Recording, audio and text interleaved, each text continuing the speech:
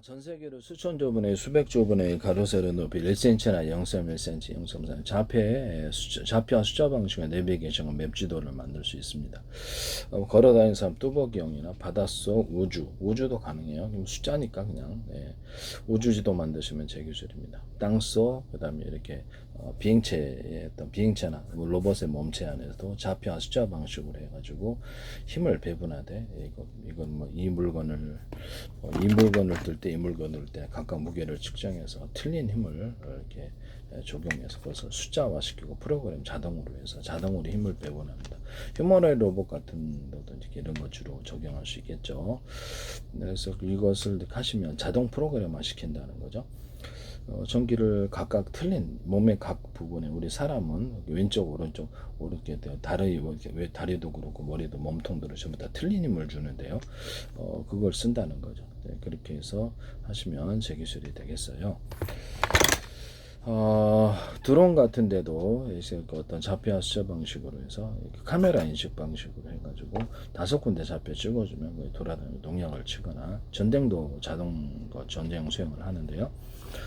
카메라 인식 방식으로 해가지고 사람이나 차량 이런 것들을 일련 번호를 이렇게 해가지고 특정 사람만 공격하거나 군복 입은 사람만 공격하거나 차량 특정 차량과 특정 목표만을 공격해 자동 전동 수행의 기본이 되겠습니다. 또 전투 모드를 5개나 10개나 만들어서 특정 전투 상황에서 사람의 수동으로 또는 어떤 자동으로 그 상황이 적합한 전투 모드를 하는데 우크라이나 그 시내와 안두릴에서 미국에 이런 데서 쓰시더라고요. 제 기술이라는 걸 말씀. 자동 전투 수행을 한다는 거죠. 이 자동 전투 수행은 로봇에도 적용하거나 드론만 하는 게 아니라 차량, 뭐 기타 다른 데서도 모든 그 산업상에서도 자동으로 이렇게 이런 것을 어떤 자율주행 차량이나 로봇에도 기술이 적용되겠습니다. 가령 로봇이다 그러면 5군데 찍어주면 호텔 로봇이다 돌아다니면서 배달하고 다시 돌아옵니다. 사람을 갖다가 이렇게 카메라 인식 방식으로 드론처럼 똑같이 인식을 하고 각 사람을 어떻게 인식을 하느냐 가로 세로 높이로 좌표와 숫자 방식으로 해서 그 사람을 체형을 분석하거나 사람 남녀노소를 구분하거나 사물을 이렇게 분석을 할 수 있습니다. 모든 물류센터 같은 데서도 내가 CCTV나 모든 카메라 구조에 있어서 고객의 물류센터, 편의점, 마트에서도 그 사람을 고객을 분별을 하고 그 사람의 체형 이렇게 눈, 코, 입 이렇게 얼마 이렇게 이런 것들을 입체적으로 남녀노소를 구분할 수 있고 그에 따라 대응 방식으로 프로그램 만들어 놓으시면 그에 따라 대응할 수 있습니다. 입체로 표시하는 거죠. 그 사람을 중국에서 그 어떤 CCTV에서 그 사람을 분별해서 주민등록번호까지 유출을 하시더라고요. 그래서 보통 사람 같은 눈, 코, 입 이렇게 해가지고 가로 세로 이렇게 높이로 해가지고 그 사람을 정확하게 체중까지 분석할 수 있습니다. 그래서 이런 부분을 말씀을 드립니다. 이걸로 이제 전국에 수백만 대 있으면 동시에 찾아내죠. 우리나라의 오산 통합센터나 서울시 중구청에서도 CCTV나 112 이런 경찰에서도 쓰시지 마시기를 부탁드립니다. 나중에 반드시 문제가 생긴다는 것을 다시 한번 말씀을 드립니다. 지자체 배상과 민영사 부분들 그다음에 동문 퇴직 후에도 구상권이 청구될 수 있다는 것. 제가 외국에 팔았을 때가 문제가 되는 저는 소송 절대 안 합니다. 남의 기술을 무단으로 국가기관에 쓰는 것은 범죄라는 것을 말씀을 드립니다. 이런 것을 누가 지시를 해도 그것은 범법사항이 명확하다는 것입니다. 쓰지 마시기를 다시 한번 부탁드립니다. 간곡히 부탁드려요. 그 다음에 뭐 CCTV 같은 거라든지 모든 그 드론에서 카메라 구조를 컴퓨터에 통합을 시켜 현재는 뭐 이렇게 많은 모니터가 필요한 방식으로 감시원이 필요한 방식인데 저 방식에는 100개든 1000개든 CCTV를 컴퓨터로 통합을 시켜서 유튜브 동영상 방식으로 본다는 거죠. 어떤 범죄라고 인식되는 또는 또 건물에 이렇게 출입하지 말아야 될 시각에 출입했다. 그럼 이런 것을 경보를 울리거나 알려주고 그러면 딴 일을 하다가도 그거 경보를 딱 그것만 보면 되잖아요. 저는 그것을 따로 저장하는 그 시간대 24시간 내내 보는 게 아니라 그런 장면만을 따로 저장하는 기술을 씁니다. 이 기술을 쓰시면 제 기술이 되겠어요. 이것은 CCTV나 다른 데서도 쓸 수 있는 군의 감시 장비에서도 쓸 수 있는 그런 방법입니다. 그 뭐 케이블 TV 같은 것도 어떤 뭐 채널을 100개, 200개 한다면 그걸 유튜브 동영상 방식으로 다 틀어줍니다. 여기서도 그 기술을 쓸 수 있다는 것을 말씀을 드립니다. 소비자 홈페이지 블로그 만들어서 거기서 방송국을 만들어주고 그걸 기반으로 해서 자기네들 물건을 파는 홈쇼핑 채널을 만들어도 되고 수익을 배분하면 되죠. 광고를 띄워도 되고 구독자 많으면 뭐 여러 가지 다 할 수 있습니다. 그렇게 하시면 제 기술이 되겠어요. 그 방송국을 사고 팔 수 있는 권리를 줍니다. 유튜브 어떤 채널도 또는 네이버 어떤 채널이 됐든지 넷플릭스가 됐든 마이크로소프트도 이게 어떤 페이스북 같은 것도 그 블로그 홈페이지나 이런 채널을 팔 수 있는 권리를 주시면 사실상 방송국으로 요청돼서 사람들이 사활을 걸고 돈을 투입해서 갈 텐데요. 이것은 매우 중대한 아이디어라는 것을 말씀을 드립니다.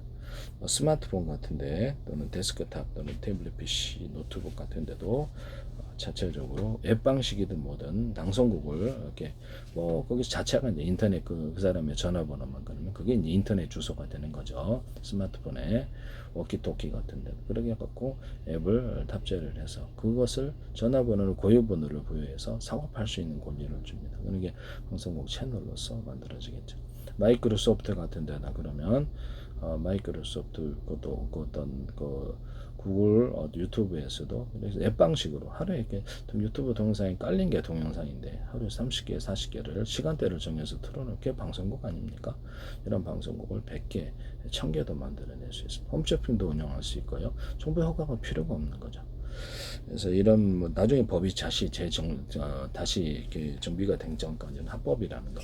이 방식을 하시면 제 기술이 되겠어요. 이걸 함부로 마이크로소프트든 구글이든 네이버든 그 애플이든 어떤 데서도 하지 마시라고 쿠팡이든 하지 마 다시 부탁드립니다. 네네네. 카카오톡도 하지 마세요. 카카오톡도 하지 마십시오. 제발 부탁합니다. 네. 그 다음에 방송국을 사고 파는 권리죠. 방송국은 사실상 정보가 필요 없기 때문에 그 다음에 케이블 TV, 유성 TV, ITV들 앱 방식으로 해서 데스크탑, 스마트폰 이런 데다가 넣어준다는. 그러면 인터넷 뭐 장비 기사가 설치할 필요 없이 앱 방식으로 고객을 확대할 수 있어서 큰 돈이 될 수 있을 텐데요. 이거 같이 하시면 제 기술이 되겠습니다. 사실상 인터넷망을 통해서 이렇게 방송을 보는 거나 마찬가지거나 또는 이동통신망을 통해 방송을 볼 수 있으니까요. 무선 TV도 이와 같이 할 수 있어요. 그리고 그 카메라 인식에서 로봇 같은 데도 그렇고 아까님 자율주행 차량도 그렇고 좌표를 5군데 찍어주면 제가 자율주행 차량이다 그러면 10군데 찍어주면 배달하고 다시 돌아옵니다. 렌터카도 그렇게 고객한테 빌려줬다가 다시 제자리에 돌아오거나 특정 대기 장소로 가게 할 수 있습니다. 어디 있는지 당연히 이렇게 볼 수 있고요.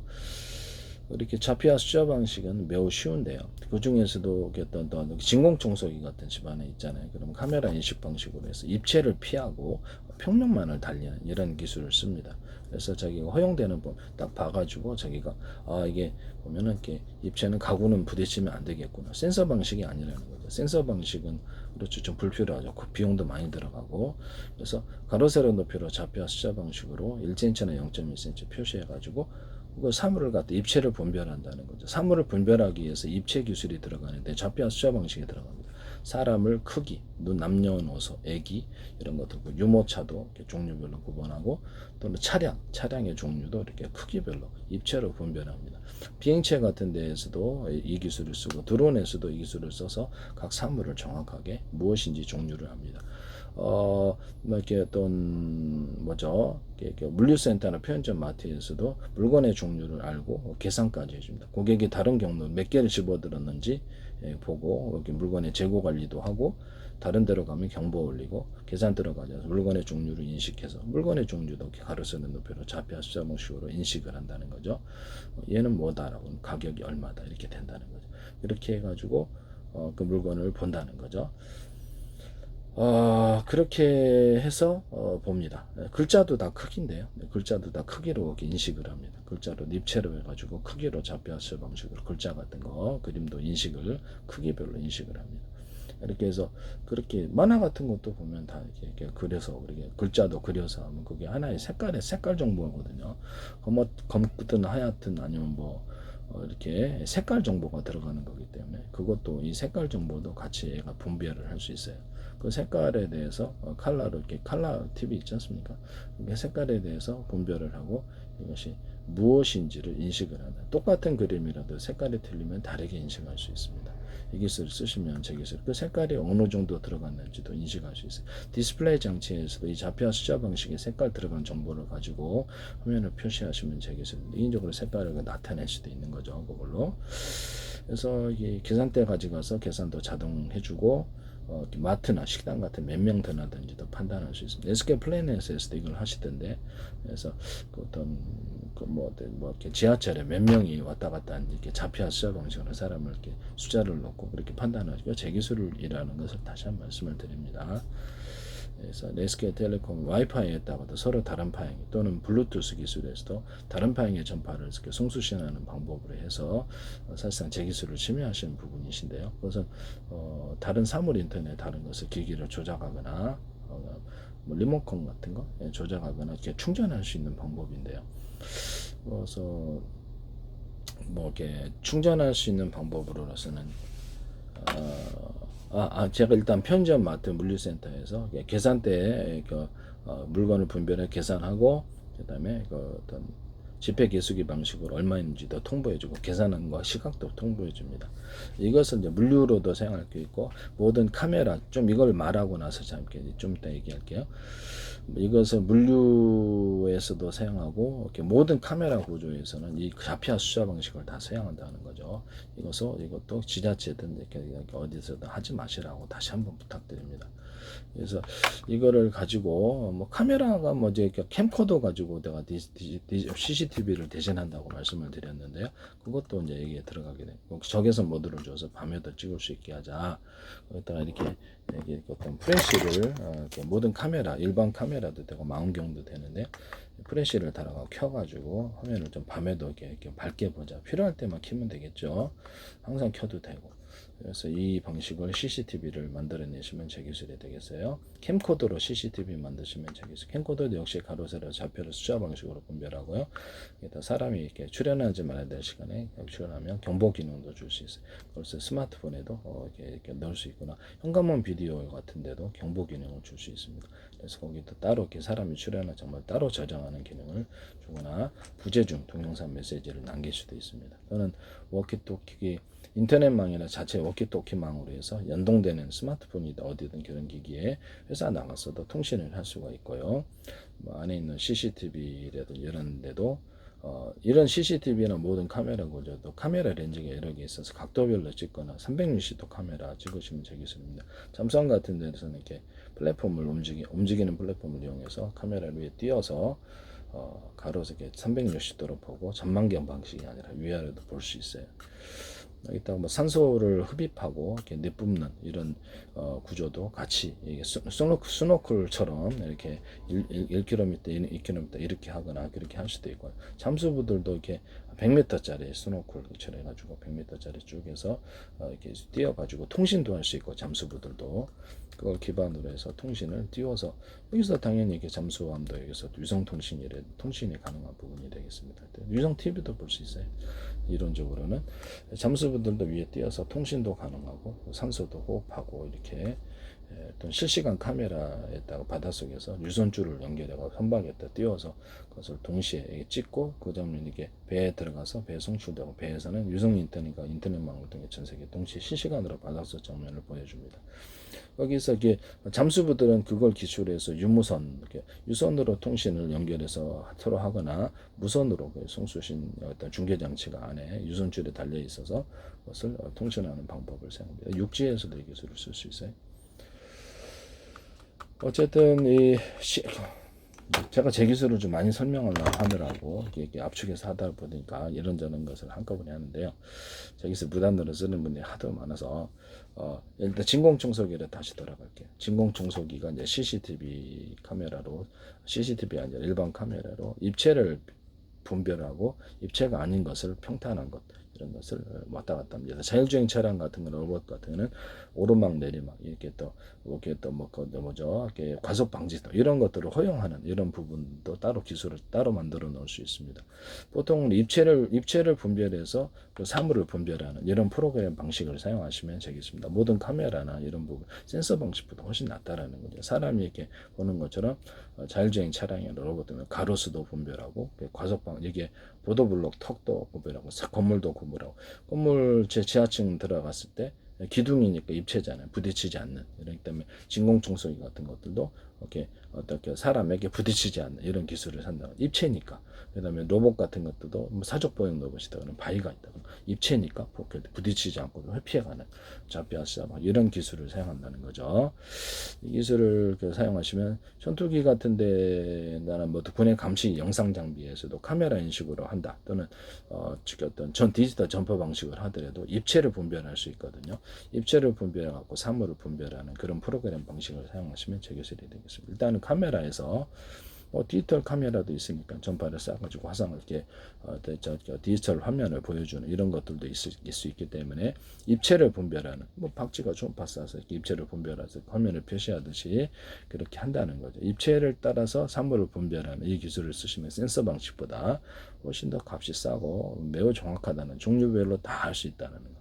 이것을 쓰시면 종류를 알 수 있다는 점에서 센서 방식은 일일이 그거를 그렇죠. 너무 좀 구형 기술이죠. 그래서 입체를 따라서 사람도 분별하고 가로수도 분별하고 종류를 다 분별한다는 거죠.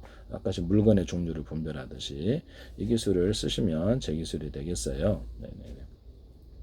입체를 따라서 모든 사물을 분별하는 방식을 꼭 휴머노이드 로봇과 자율주행 차량, 비행체, 드론 같은 데서도 카메라 인식에서도 이게 다 들어간다라는 것을 말씀드립니다. 제 방식은 전 세계에서 통용될 수 있는 방식이에요. 중국에서 사람을 분별할 때 그 사람의 얼굴을 분별해서 주민등록까지 차지한다. 그것도 제 기술이에요. 중국에서 제 기술이 많이 나오고 있는데요. 무단으로 쓰시고 계십니다. 이런 부분을 말씀드립니다.